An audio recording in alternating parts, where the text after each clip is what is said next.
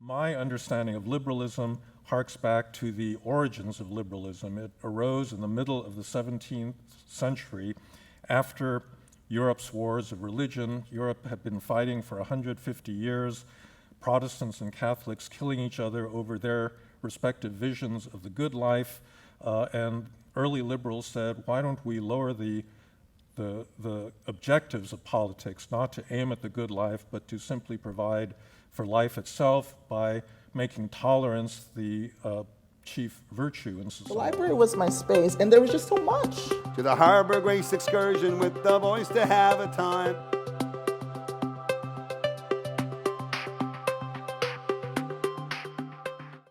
Thanks very much, Sergio, and thank you all for coming this evening. As Sergio said, this is our first in-person event in this series since the pandemic began, so it's really terrific to be in this amazing space. And we are also very grateful to the Toronto branch of the Canadian International Council, which is co-sponsoring this event. It's a great privilege to introduce our speaker this evening, Dr. Francis Fukuyama, and the subject of his talk, which is classical liberalism. Developed in the wake of Europe's wars over religion and grounded in fundamental principles of the rule of law and equality, classical liberalism championed the rights of individuals to pursue their values, aspirations, and interests free from the interference of government. It's an ideal that many revere. Yet societies that profess to be liberal, historically, violated universal claims for several centuries to many of their inhabitants.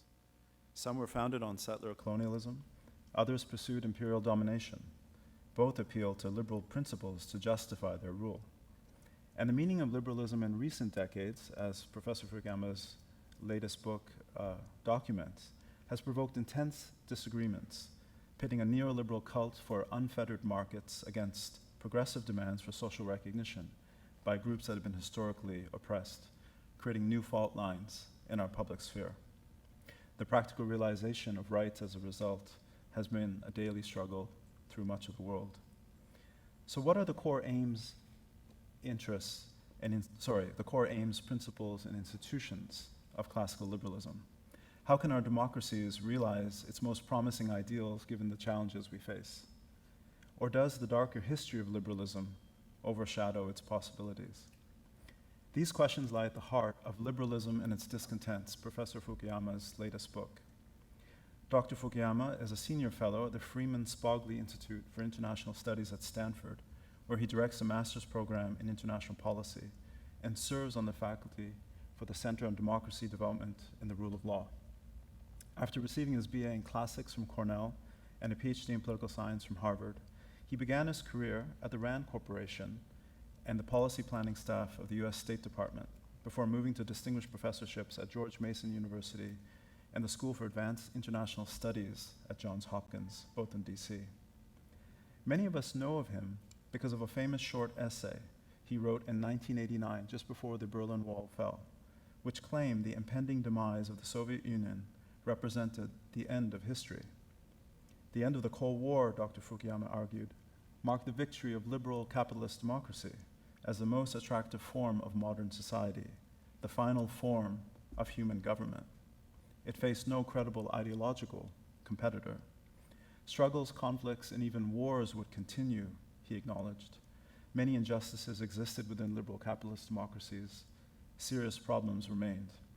But they reflected, in his estimation, the incomplete realization of its constitutive principles of liberty and equality, rather than flaws in the principles themselves. The disturbing force of his thesis, as one critic put it, elaborated in a book that he published exactly 3 decades ago, The End of History and the Last Man, ignited critical acclaim, but also public controversy across the world. Since then, he's written many essays, articles, and books. Some address critical events and unfolding developments, from the threats posed by new biotechnologies to the US invasion of Iraq, to the challenges of democratization and state building in the 21st century. But others have tackled enduring questions, from the importance of social trust for economic development to the origins of political order and political decay in world history. His latest book seeks to recover classical liberalism. On the one hand, he surveys its failings and credits many of its critics with remarkable generosity. But on the other, Evoking the spirit that animated his work of 3 decades ago, he once again defends the aims, values, and institutions of liberalism against their alternatives. Dr. Fukuyama is going to speak for about 25 to 30 minutes. I didn't have the privilege of starting a conversation with him, but there are so many of you here, and I'm sure there are lots of questions and comments you'd like to share, so we hope you'll join us in this conversation. With that, let me please join me in welcoming Professor Fukuyama. So I should start simply with some definitions, what I mean by liberalism, because it's used differently in different parts of the world. In the United States, it designates people on the left side of the political spectrum who are more progressive. That is not my use of the term. I think actually a lot of those people have become illiberal in the way that they've interpreted liberalism. In Europe, it tends to refer to center-right parties like the German Free Democrats that are pro-market. That's also not my definition. And you also have a view of classical liberalism as equivalent to American a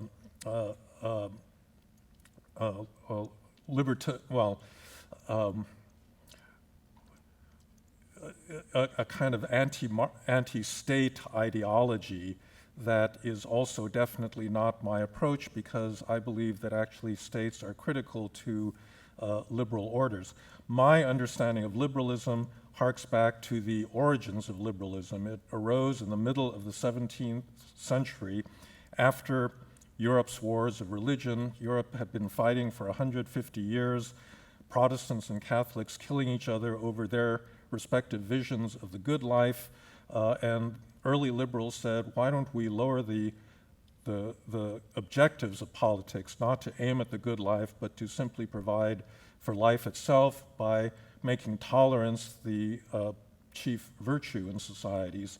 And that has been one of the basic arguments for liberalism ever since then. Liberals believe in the universal dignity and the unity of the human race, so they don't believe that there's a hierarchical order to different groups of people within a society, that all human beings have the same basic rights, and it is closely associated with certain institutions, particularly the rule of law, that seeks to put limits on the power of governments to interfere with the basic freedoms and dignity of individuals.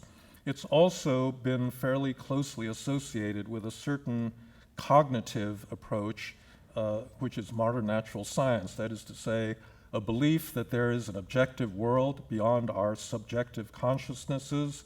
That world can be apprehended through the scientific method, and it can be manipulated for human ends. And that is what has produced the modern scientific outlook, and then the technology that builds on modern science that makes possible the kind of economic development that we've seen since liberalism got its start. So let me just begin by giving a positive view. There's been a lot of criticisms of liberalism, which I'll get into, but I just want to start by explaining why I think liberalism is a good thing in itself. And there's basically 3 reasons. One of them is the pragmatic reason, second is moral, and the third has to do with economics, all right? The pragmatic reason goes back to the origins of liberalism, which is that it is a means of governing over diversity. When you have societies, when there are fundamental differences, liberalism allows people to live with each other by asserting this basic equality of rights and protecting the rights of individuals from interference, not just from the state, but from other people. And in that sense, it's worked extremely well. After the end of those religious wars, you had the rise of liberal regimes. It was challenged again in the 19th and early 20th centuries by the rise of an aggressive and intolerant nationalism. And it came back after 1945 because Europeans at that point realized that killing each other over their particular visions of national identity had led to a disaster for European civilization. And so you created liberal institutions like the European Union that were meant to govern a broader liberal international order. So that's reason number one. The The second justification is moral. Liberalism protects basic human dignity based on a view that humans have a special moral status because they are moral creatures. They can make decisions. It really comes, I think, deeply out of a Judeo-Christian tradition. If you think about the book of Genesis, Adam and Eve are told not to eat from the tree of the knowledge of good and evil. They do that, and they're cast out of the garden.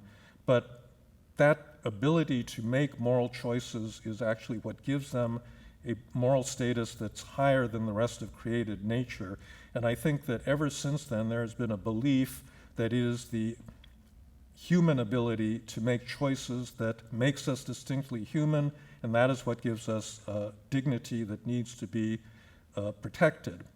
And I think that, in kind of common sense terms, people want to be able to decide, what am I going to do in life? What am I going to believe? Where am I going to live? Who am I going to marry? These basic freedoms are ones that allow people to make their own choices in what they find to be fulfilling lives, and that is the sense in which liberalism has a moral calling in protecting that basic human autonomy. And then finally, there's an economic justification. Among the rights that liberalism protects is a right to own private property, to transact, to engage in commerce, and that is why liberal societies like the Netherlands and England back in 17th, 18th centuries became the avatars of economic modernization. And to this day, it is really that liberal protection of rights that has spurred economic growth. And that's true even in a country like China. When China began to reform in 1978, they didn't become a liberal society, but they implemented certain liberal policies like quasi-property rights that allowed peasants to keep the fruits of their own labor. And within a space of about 4 years, Chinese agricultural productivity doubled because of its association with incentives and with a market economy. And so liberalism, for that reason, has been one of the things that has driven the modernization that we take for granted now, living in rich societies like Canada, like the United States, and so forth. Now, that liberalism has come under pretty severe attack from both the right and the left. The right-wing attack that you see in a lot of nationalist populist critics of liberalism, who now explicitly identify themselves as post-liberal, takes aim really at what was that central feature of liberalism. In liberal societies, we don't all march in the same direction. We get to choose our own ways of life, our own choices, and for many people, they don't like that. They want a society that's built around a single vision of national identity, a single religion. They want a life that's dedicated to higher purposes, and they think that liberal societies simply pursue a kind of empty consumerism. On the left, I think the critique is pretty clear that it is liberal societies claim to be protecting human equality, but they, as Sanjay suggested, they don't live up to that. And in fact, the very proceduralism of liberalism, the fact that it is based on law and requires law in order to change, makes it very slow. Liberal societies do not get to the social justice ends that many people on the left want because they protect the rights of everyone, including a lot of incumbents, rich people, people with property, people that are socially conservative and the like. And in that environment, change comes relatively slowly. So these are the two poles right now that have made a lot of people, especially Gen Z types, people that are younger, become very skeptical of liberalism. Liberalism is kind of the ideology of the baby boom generation. It's outmoded. It really doesn't suit present circumstances. So how did we get to this point where liberalism has seemed to be an obsolete doctrine? When I was younger, it was taken for granted by virtually everyone. And it wasn't even, a question that this was going to be the basic framework.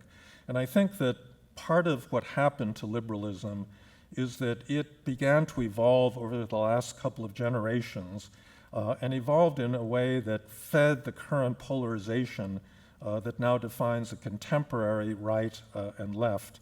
And there were two deformations of liberalism, and this is an important point. I do not believe that these were inevitable. I think these were interpretations of liberalism that led to big problems and deformed the actual nature of what I would call classical liberalism. So again, there's one on the right and there's one on the left. The one on the right was the evolution of economic liberalism, the older kind of economic liberalism, into what's been called neoliberalism. When I use the term neoliberalism, it's not a synonym for capitalism. I don't really see that there is much of an alternative to a market economy as a means of providing for the kinds of standards of living that we expect in a modern society. Neoliberalism was actually a pro-market extreme version of that was associated with people like Milton Friedman, the Chicago School, any number of free market economists that began to push ideas that were then adopted by politicians like Ronald Reagan and Margaret Thatcher in the late 70s and early 80s, in which markets were seen as a kind of universal solution for every human dilemma, and the state was attacked as a source of inefficiency, an obstacle to human freedom, and states were therefore cut back, deregulated, privatized, and the like. Now, there was some reason for doing this because there was a good degree of overregulation in many modern rich countries at that time, but it went too far. So, for example, the deregulation of the financial sector in the 1980s and 1990s led directly to the kind of financial instability that began with the sterling crisis in the early 90s and culminated in the 2008 subprime financial crisis in the United States, in which millions of ordinary people saw their homes taken away because their mortgages were underwater. The people that designed that system suffered maybe a year or two of disruption, but they ended up doing fine. They kept their money. And this, I think, has really fueled a lot of the populist anger on both the right and the left that this system was rigged against ordinary people. It didn't have to be that way. I think that liberal principles are actually compatible, not just compatible, they actually need a welfare state. They need to be allied to democracy. If liberalism just exists on its own without the ability of people on a mass basis to mobilize and to make policies that favor themselves, it's going to lead to the kind of levels of inequality that we've seen in our contemporary globalized world. And so, in some sense, the democracy part needs to be attached to the liberal part if that system is going to be sustainable. And that was exactly the part that neoliberals tried to dismantle. And so that was the kind of extremism that existed on the right. On the left, you had a different move where there was a reinterpretation of inequality. In the 20th century, classically, inequality was seen in broad class terms, but as time went on, it began to be seen as specific forms of inequality that applied to different kinds of marginalized groups. So those included, African American, Black people, racial minorities of other sorts, women, LGBTQ people, and there were indeed many groups in the society that were marginalized, that were not admitted into the mainstream. And rather than looking at broad social classes, progressives on the left began attacking the problem as a series of identity issues where particular identities needed to be supported and nurtured. Now, there are two versions of identity politics. One is liberal and the other has become illiberal.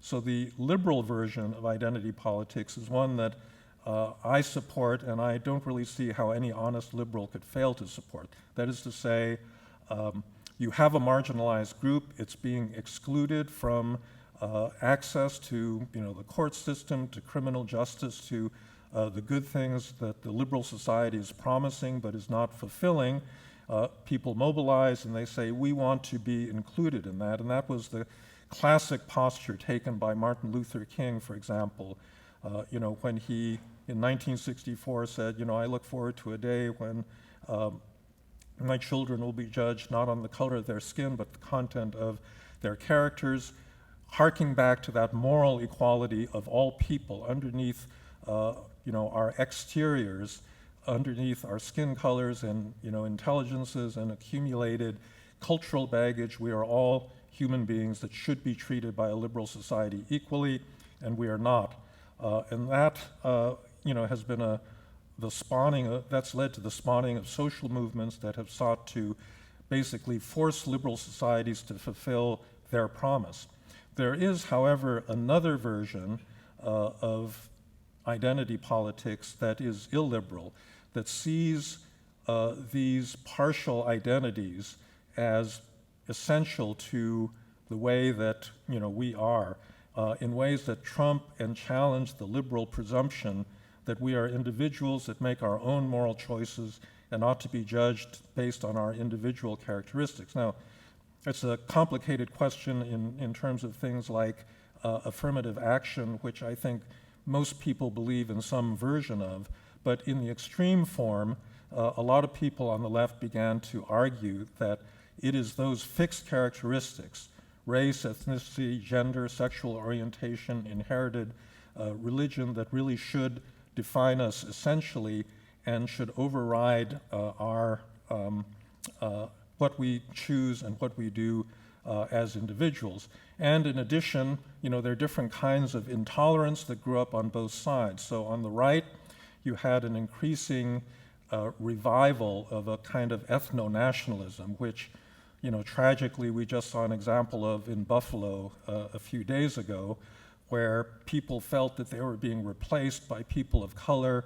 They imagined this mythical time in the past where everybody was the same religion, everybody was the same ethnicity, and they want to, restore that kind of society, and they're not tolerant of people that are different from them in that respect. There's a different kind of intolerance on the left.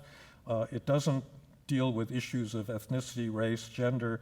It does have to do with politics and issues like religion, where, if one has more conservative values, one doesn't have a kind of cosmopolitan outlook on life, then that is unacceptable, and it leads to problems or restrictions on speech in certain cultural environments, in universities, in the arts, in a lot of places of high culture. And I think the terrible thing that is going on right now is that these two extreme interpretations of liberalism are now feeding off of one another. And so people are driven to the right-wing ethno-nationalism by their dislike of people on the identitarian left, which has spawned a kind of white identity politics, which is very prominent now in the United States.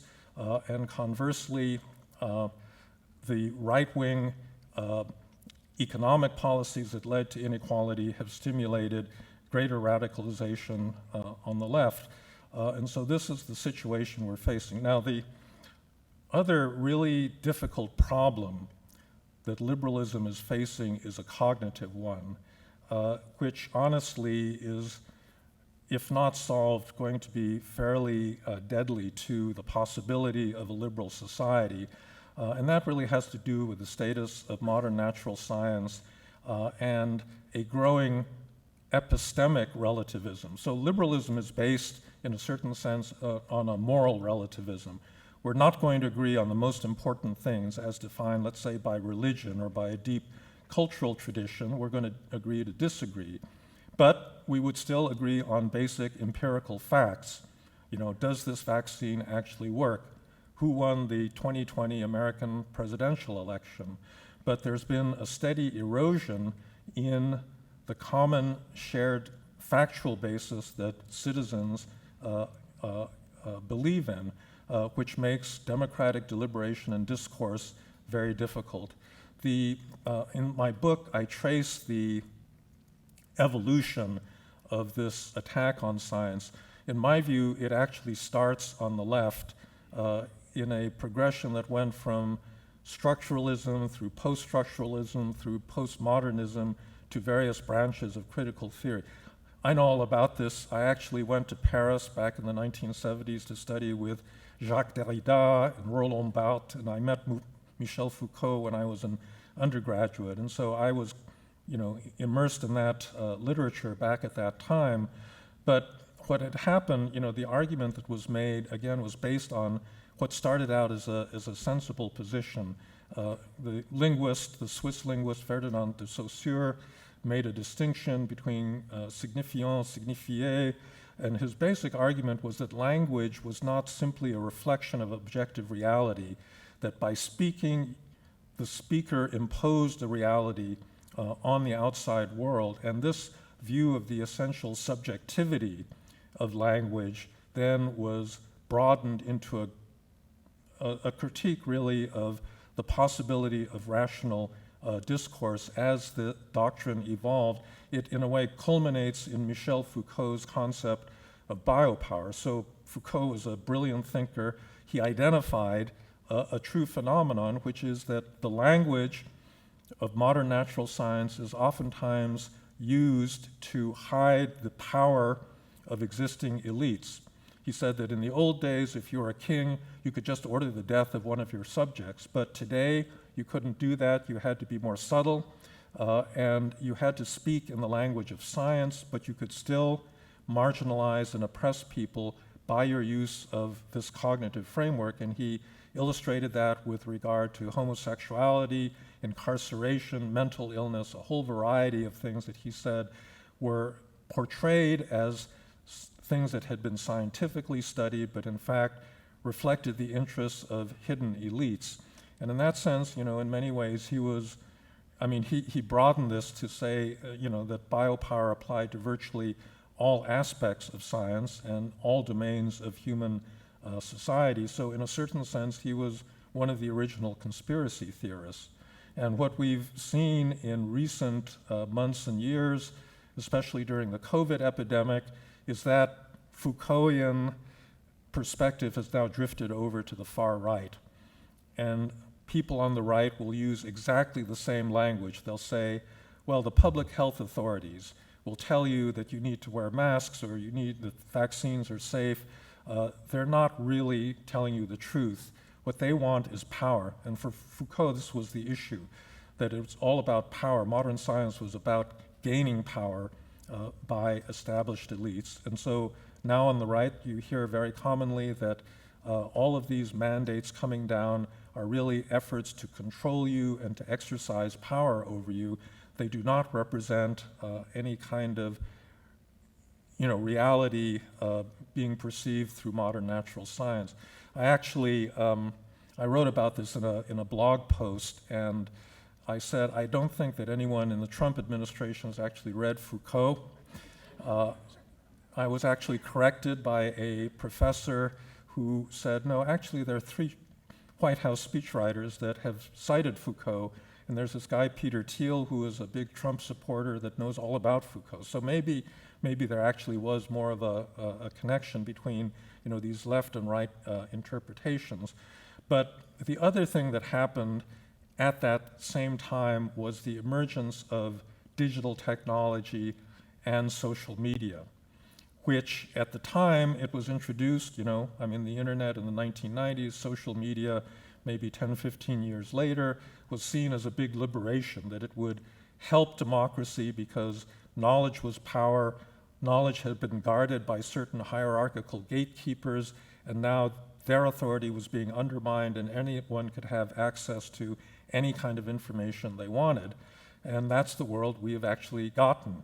Anybody can say anything they want on the internet, and there's no clear hierarchy of facts that are more credible, more verified, based on a kind of careful social interaction that tries to verify what empirical data is actually correct. And this is what led us to the current impasse where you can say anything you want, and in fact there are political actors that have deliberately weaponized this ability to say anything to simply undermine the credibility of the people that they don't like. Now, let me just conclude. I want to say a little bit about Ukraine because I've been very caught up in that. We've run a lot of programs in my center for Ukrainians because all the way back to 2014, we had felt that Ukraine was going to be the front line in a global struggle between liberal democracy and authoritarian government. And I think that the response, the Western response to the Russian invasion has actually been helpful in a way. It's been clarifying because one of the things that's happened, I think, over the last couple of generations, we basically had 75 years with an absence of great power war since 1945, and then we've had another period after the fall of communism where you don't have communist dictatorships, as part of the, at least the European political order. And I think that in many ways, you've had a couple, 2 or 3 generations that have grown up taking liberal democracy and liberalism for granted. They would always live in a peaceful and stable world and did not think that there were alternatives that could actually threaten them. And all of a sudden, you have Vladimir Putin that crosses an international boundary with overt military force in order to take away the political freedom of a neighboring country. And I think it's kind of clarified for perhaps another generation what the alternatives to liberalism are. It is no accident that every right-wing nationalist, populist nationalist, has said nice things about Vladimir Putin. That includes Le Pen, Eric Zemmour, Viktor Orban, and Donald Trump.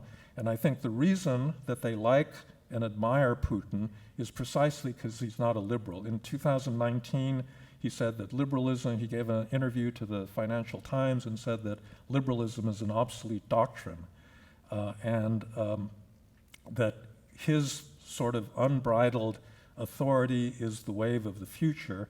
And I think a lot of these populists, although they right now are operating within liberal rules, would like to live in a world where they weren't bound in that fashion. And I think it's therefore not an accident that they've supported him and would have, I think, reveled in a victory if he had actually managed to erase Ukraine as an independent country. So I think the outcome of this struggle is actually going to be quite important for the future of liberalism because that's exactly what the stakes are. So with that, I'll stop talking, sit down, and look forward to our conversation. Thank you. So this is a very, not a very short book, but compared to many of the books you've written, quite a short, pithy book, but it covers a lot.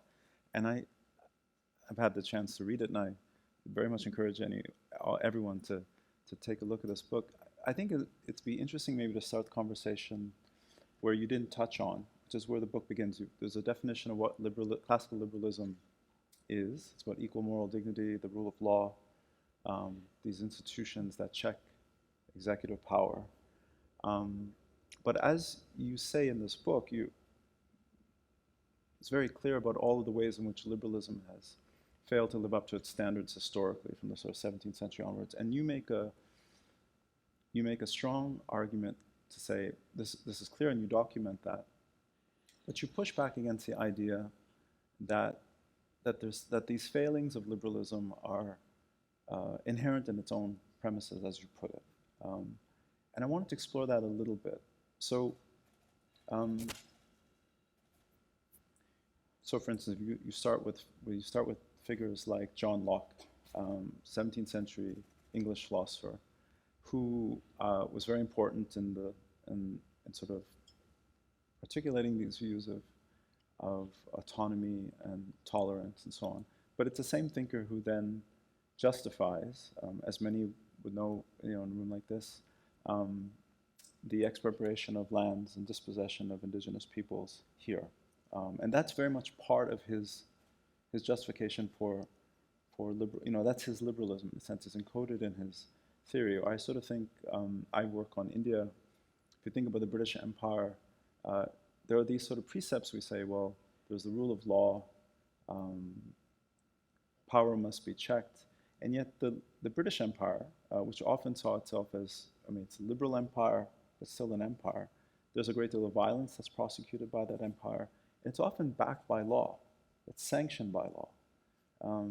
So that tension, not even tension, that contradiction, as you say, is sort of there historically for a very, very, very long time. So how do you deal with that contradiction tension?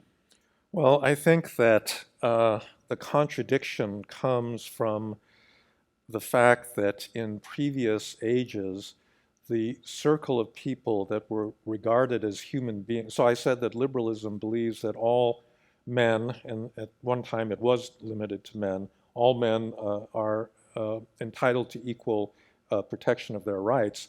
What has really changed over the centuries is who is considered a rights-bearing full human being. And that has been expanding continuously. And I think the problem with some of these earlier liberal thinkers is they simply did not recognize large categories of people as equal human beings. So John Locke, it wasn't that he said, we have to subordinate these indigenous people. He didn't even think about them, right? He really thought of North America as a terra nullius where really nobody of any importance was living. What has happened is something that Tocqueville pointed to in Democracy in America.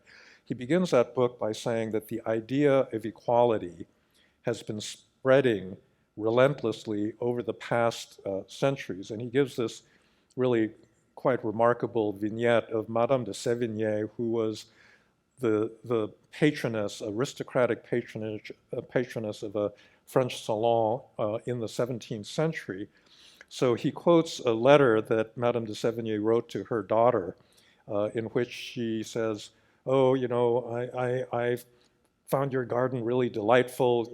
I really miss seeing you. I'd like to see you again. By the way, I was walking through Paris and I saw a tailor being broken on the wheel because he had stolen a piece of bread. And I thought this was quite an amusing scene that I saw." And Tocqueville, kind of marvels at this and says, how could this woman, this educated, sensitive woman, sensitive with relation to her daughters, say something like this? And, his view was that this woman, Madame de Sévigné, simply did not understand that the tailor was a human being like her, with similar feelings and family and, the like.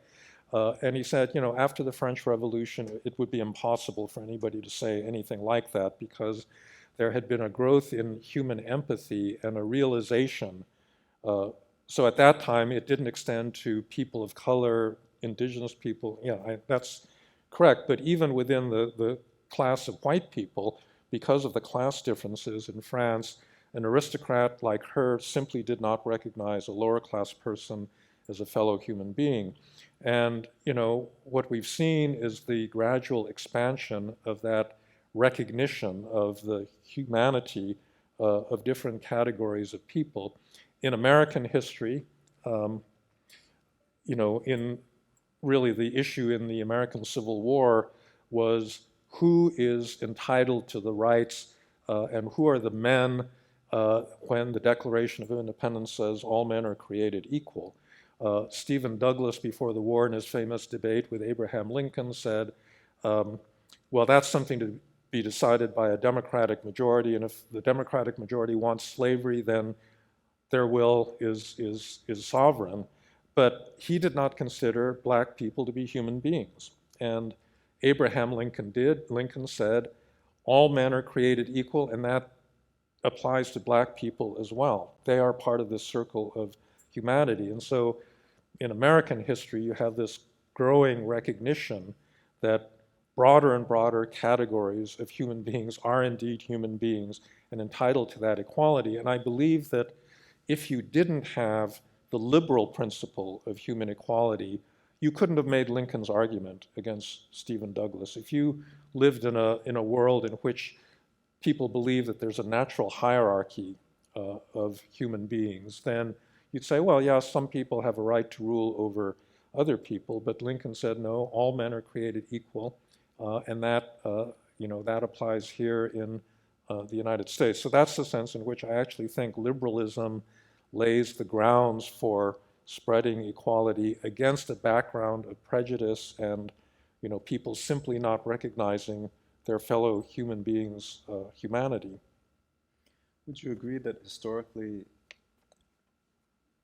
because liberal societies have failed to live up to these ideals, often it's very much being pressured to live up to those ideals by not necessarily groups or people that are illiberal, definitely not liberal, but they take on those arguments, but they belong to different intellectual or political traditions. I sort of think of the socialists in the 19th century, right, or demanding rights for workers. I think of the anti-colonial movements throughout the global south, which are then saying to the British Empire and other empires, the French Empire, that you had the French Revolution, you had the English Revolution, you declare all these rights, but you don't actually grant them or acknowledge that we have the same rights. And it's actually it's movements that are much more radical.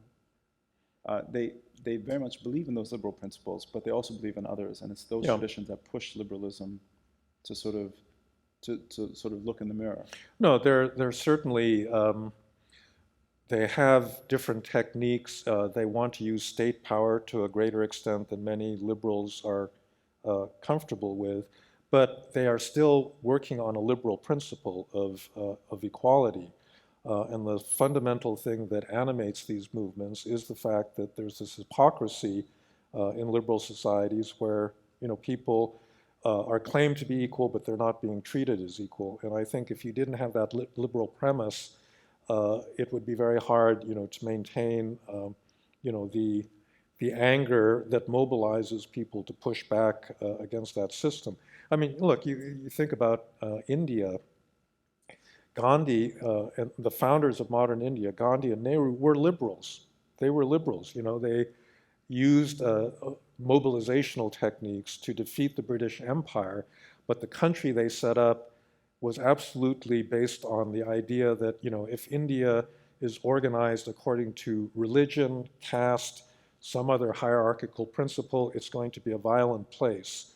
And, they felt that only a liberal India could actually manage this incredible diversity that existed on the subcontinent. And I think one of the terrible things that's going on right now is you've now got a prime minister in the BJP that wants to change India's national identity from a liberal one to one that's based on Hindutva and Hindu nationalism. And that just seems to me, it's a perfect illustration of what I said was the pragmatic virtue of liberalism. It's a way of governing over diversity. I don't see how you could possibly govern India, other than by liberal principles. And we're now heading into, I think, a dark period when you want to narrow the understanding of what it means to be an Indian citizen, and that's going to lead to violence. The bulk of your talk just now was focused on what you see as these two contemporary threats, last 2-3 decades, on the left and the right. And in the book, you sort of, quite even-handedly, you sort of look at what are the different threats they pose to this classical liberal ideal that you mentioned. But you say there's an asymmetry between the threat from the left and the threat from the right. So from the right, there's this focus on community. It's often drawn in very exclusive, exclusionary terms, ethno-nationalist or white supremacist and so on, in various ways, but it has a certain exclusionariness to it. And then on the left, there's this demand for equality, but you say there's been this shift more to group identities that might be more ascriptive. And I want to ask a couple of questions about that. So, one way of understanding that, I was very struck when I read the book. There was a defense of liberalism, but I sort of kept hearing in my head lots of Marxist friends who would say, well, this is what we've been saying for the last 2 decades, that you have the rise of neoliberalism on the right, and the left has lost its way. It's focusing too much on a certain kind of identity politics. And then the classical resort to that is, well, a lot of these groups, as you said just now, and you said in the book as well, they were excluded from conventional left politics in many ways, and a lot of their claims and demands and needs for recognition were not being met. Mm-hmm.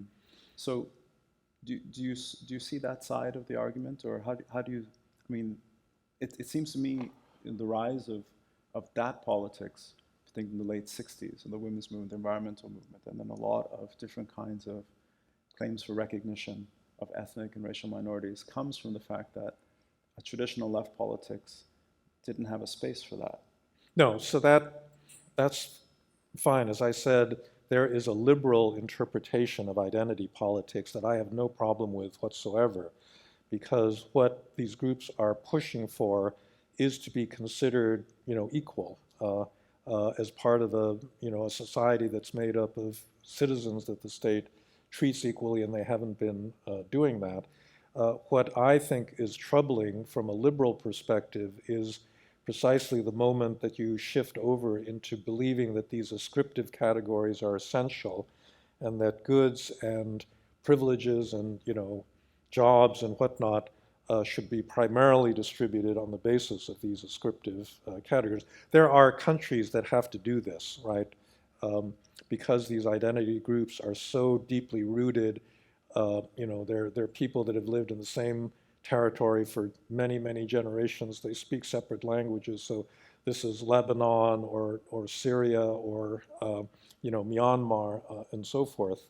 And it's very hard to actually have a liberal society in that kind of. So, Lebanon, for example, simply parcels out political rights to these different identity groups, and as does Bosnia and a lot of other places, and they're not very successful as democracies. And so I think that there is some virtue to maintaining the liberal premise that we are individuals and we ought to be considered as individuals. As individuals, we can join groups, but the joining ought to be voluntary. We ought to join the groups that we want to join, and working together in civil society, we can push for collective goods, but that shouldn't harden into a society composed of self-regarding groups that feel that they are fundamentally in a zero-sum struggle with other groups like that. I was just thinking about examples you're giving. I mean, you mentioned India earlier. India is very interesting constitutionally. It has a range of individual rights, which are civil liberties and political rights, but it also has a range of collective rights. No, that's right.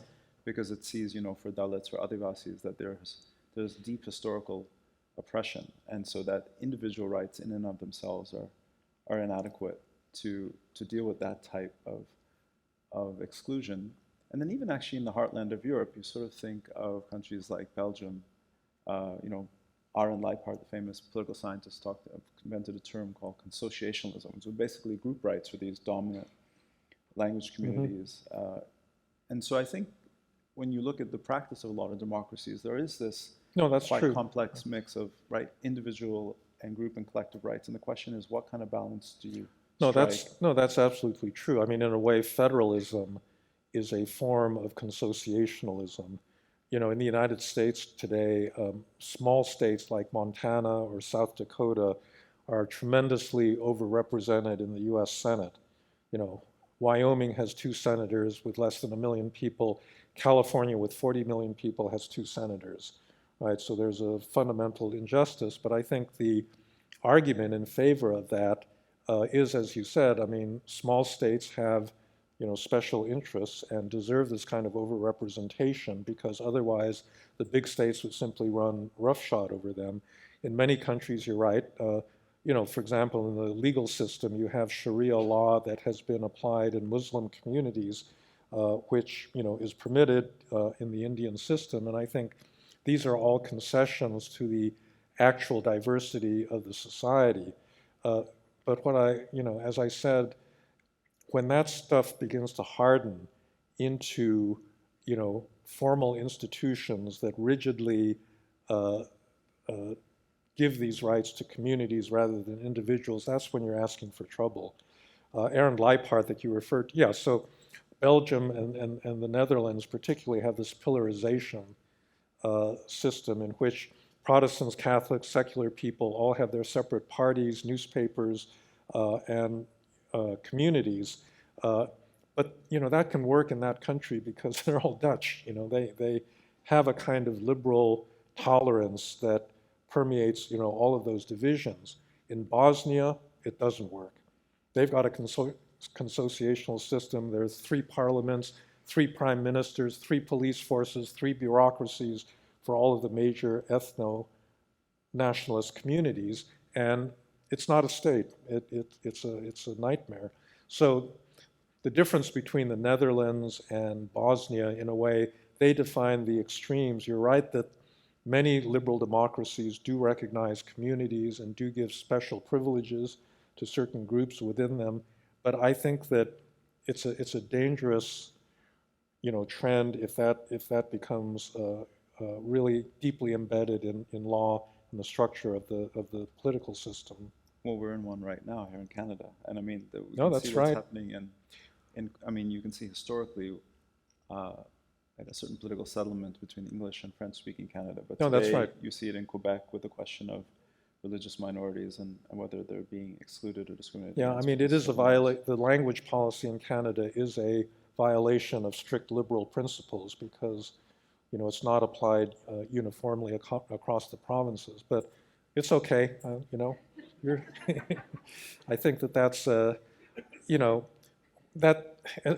in my many dealings with Canadians over the years, it seems to me that becomes a kind of minor annoyance for certain Anglophones, but it's not something anyone's going to kill each other over. Well, what I was referring to was what's happened more recently, which has to do with a certain bill that disallows people who want to wear religious clothes, like who, Yeah. let's say, a turban or a headscarf, from actually taking any employment in the state. And so that question of discrimination on your reading is a clear violation of liberal Yeah. principles. It would be. I was just watching clock, and please, I'll open up the discussion very soon because I know there might be lots of questions, comments. I wanted to just then to segue to the end of the book, and there's lots of questions that I could raise sort of through the book itself. But towards the end of the book,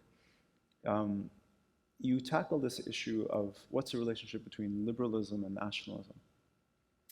And it's, you say there's no, if I have the language here right, there's no necessary contradiction between national states and liberal universalism. And you put forward 3 different reasons or justifications. One is that you need states to actually enforce liberal rights, and the world we live in is a world of national states, nation states. The second is that many of us as citizens feel an attachment to our national communities, and whether they're imagined or not, as Benedict Anderson would have said, that this is a real important psychological grounding of our attachments, our loyalties, and so on. And the third one is that any supranational political institution that we have, it's hard to see how you could hold it to account in the way in which we hold our states to account, through elections, through other forms of accountability, through legislatures holding the executives to account, through having Supreme Courts, and so on. And I suppose the most ambitious example of this, or attempt of this, would be the European Union. And we've seen in the last 2 decades some of the democratic deficits and the protests that's caused. But I still wanted to ask you to say a little bit more about this, because at some level, of course, these are all pragmatic reasons, but nation states, in terms of their actions and in terms of their lack of actions, can routinely violate liberal universal principles. I mean, I've been very struck by it during the pandemic. And there's been much commentary about the vaccine nationalism of the rich democracies of the West. Canada, actually, I think, has a dubious record of having the worst record on this. We've ordered more vaccines than any other country per capita, anywhere from 5 to 10 times what we need. And so here you have a pandemic. It affects everyone through the world. It affects some people much more than others because of vulnerability. As we know, the pandemic is differential if you're old, if you have pre-existing conditions, and so on.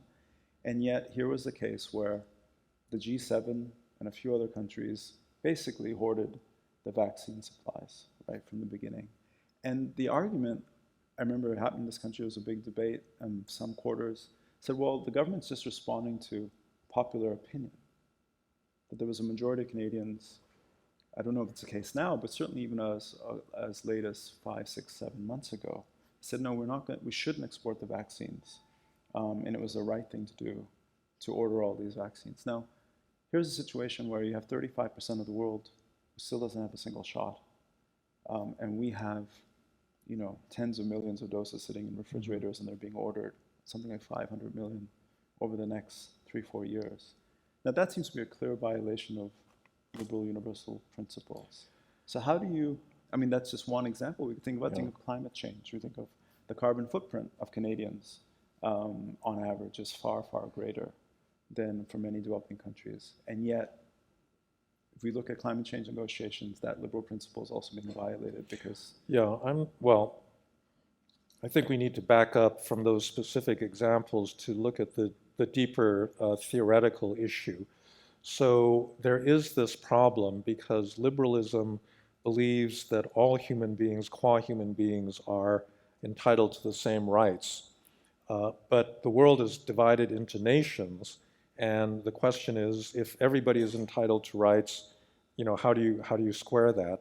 And you are correct in saying that, so I would say, first of all, no liberal theorist has a good theoretical understanding about where to draw the boundaries around these things we call nations.